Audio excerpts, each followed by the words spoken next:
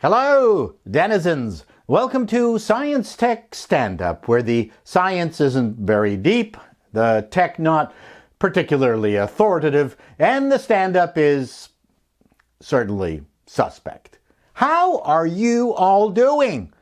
I have such a backlog of things to report on. Some of it is out of date, admittedly, but I'm going to include them anyway, because if you haven't heard of it, then it's still news.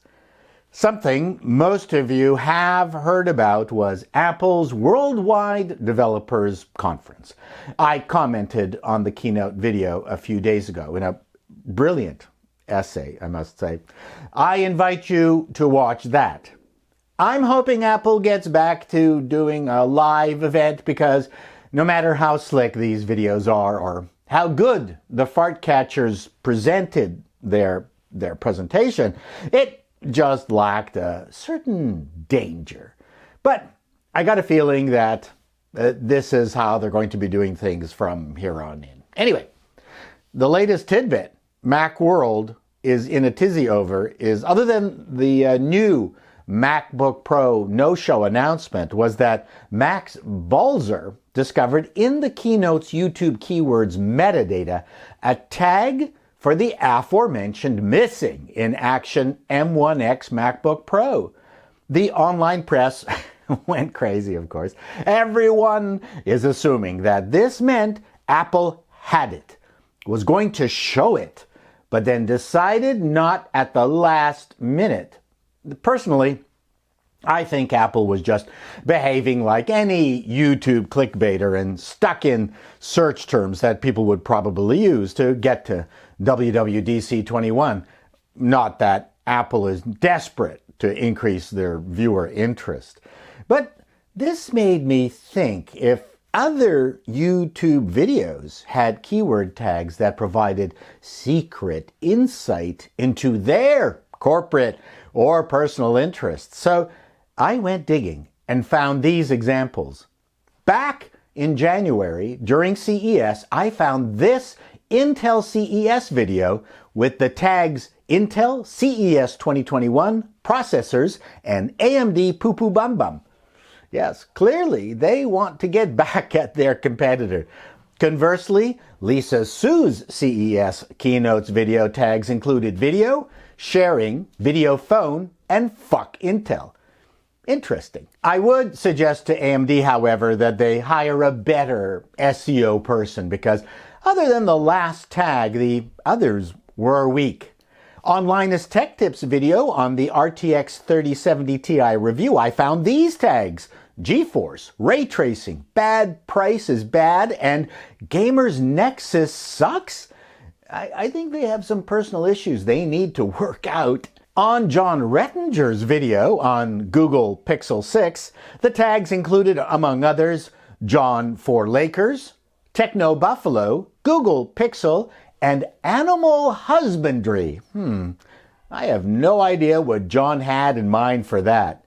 Finally, Veritasium, one of my favorite science YouTubers, on his video about breaking the laws of physics, his tags included Veritasium, Science, Physics, Yum Russian-style bagels, and Carl Sagan is being held captive, which frankly shocked me, because Montreal-style bagels are the best. Check the tags of YouTube videos that you watch. You'll never know what you might find. And here I have to tell you all that I'm really pissed off at Apple, and especially Craig Federighi. Apparently, he contacted a whole bunch of YouTubers over FaceTime to talk with them and let them ask questions. I rushed to my FaceTime app on my Hackintosh and nothing. No call. No message. I was super disappointed, as I consider myself the most important Apple commentator on YouTube. And if I had known, I would certainly have rushed upstairs and did the interview with my M1 MacBook Pro. I'll bet I have spent more money on Mac gear since 1985 than all the people selected combined, Craig.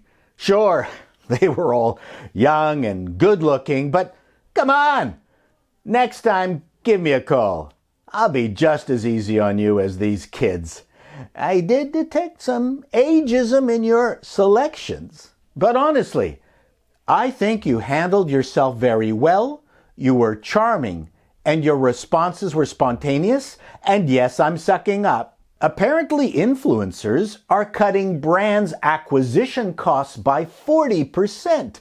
According to Statista, the influencer market will reach $13 billion in 2021. So, if you're thinking of upping your game, maybe you'd like to hook up with me as your influencer? A well-executed influencer program can lower your CPA, or as we call it in the biz, cost per acquisition, by 40% compared to pay-per-click campaigns.